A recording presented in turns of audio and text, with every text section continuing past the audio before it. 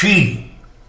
A teraz možno jeszcze jeden widz skuplowany ze moim i na pocznięciem wandrowaniu, rajzowaniu po kraju i po świecie. Jeden wandrus i rajzender blazuje w zakopanym do szynku, zicnął się wele szynkwasu i pyto: Gospodski, a co oni polecają dzisiaj na taki deszczowy, zaślądrany dzień, na tako chlapaka? Ano panoczku, ja bych wam radził obsztolować se taki moderny napitek pod mianem guraci. Jakoż to, panie Uber, góraci, a co to tak naisto jest? Widzą oni, panoczku, góraci to jest tak. Bierzemy szklonecka wina, no można dwie. Góraci wlewamy do srogiego gorka. Zatem bierzemy szklonecka piwa, no można dwie. Góraci i też wlewamy do tego samego gorka. Teroski bierzemy szklonecka gorzołecki, no można dwie.